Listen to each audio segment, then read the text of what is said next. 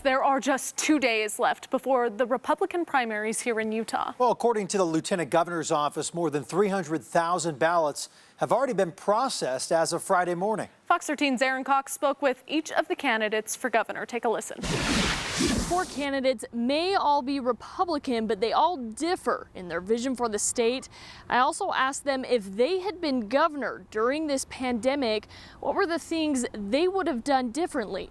This is what I learned. We've decided to run for governor. Spencer Cox has served as a city councilman, mayor, county commissioner, and state representative. He was a clerk for a U.S. district judge before moving home to manage the Cox family's telecommunications company. His running mate is Utah State Senator Deidre Henderson. When asked what his vision is for Utah's next 4 years, Cox emphasized the importance of education. Making sure that we are getting our best and brightest into the teaching profession, making sure that we can restore the joy of teaching to the classroom, and making sure that we have a world-class education system. That's going to solve so many of our problems going forward. We can get everything else right, and if we blow education up or get it wrong, it's not going to matter.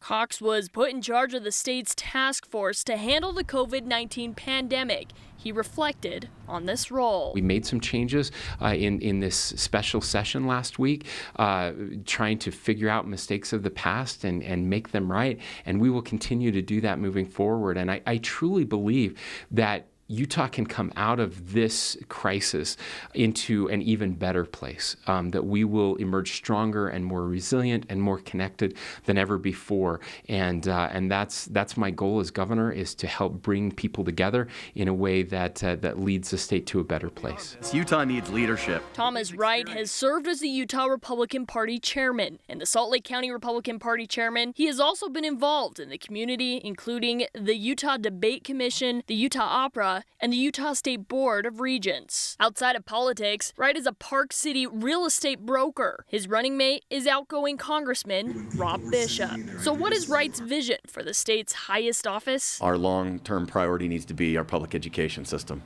Utah is the greatest state in the country, not because our government has been great at managing us. It's the greatest state in the country because we have the greatest citizens and we have an unbelievable quality of life. And that's why businesses come here. We need to continue to invest in our children. They're our greatest resource, and we need to make sure that they're ready to compete in a global marketplace, and that will continue to put Utah on top. Would Wright change how anything has been handled during the pandemic? He says no. While the government is well intended, at the end of the day, government mandates aren't going to help us get through the pandemic. Personal responsibility, informing citizens and asking them to do the right thing will always be more effective than trying to compel or mandate people to do things. So it's been a real reminder to me about the need for every citizen, myself included, to operate at a really high level of personal responsibility.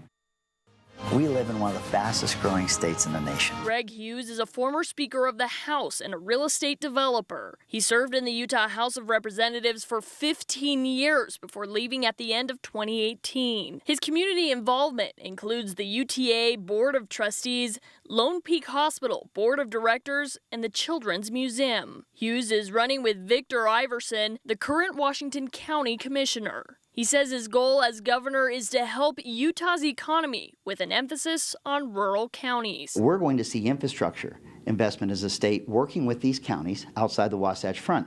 Water, roads, rail, fiber optics.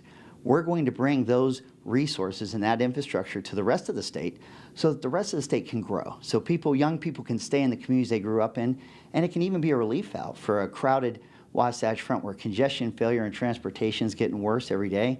Cost of housing, because we have a scarcity of housing, is getting more expensive. We can alleviate those things as we see the whole state begin to grow. What would Hughes have done differently during the pandemic if he was governor?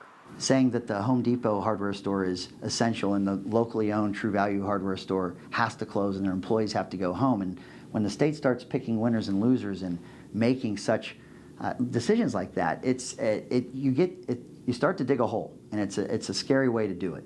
We're watching I think our constitutionally protected liberties being infringed upon. We're going to have to be the very best we can be. John Huntsman Jr. most recently served as U.S. Ambassador to Russia. Before that, he was the U.S. Ambassador to China, to Singapore, as well as the Deputy Assistant Secretary of Commerce for Asia and the U.S. Trade Ambassador. Huntsman has also had various leadership capacities in Huntsman Corporation and has served as chairman of the Huntsman Cancer Foundation and chairman of the Atlantic Council. He served as Utah's 16th governor. His running mate is current Provo City Mayor Michelle Kafusi. Huntsman's goal, if elected as governor, is to double the state's gross domestic product. I see this as a once-per-century opportunity for Utah to build beyond just what it has in its own natural entrepreneurship and innovation.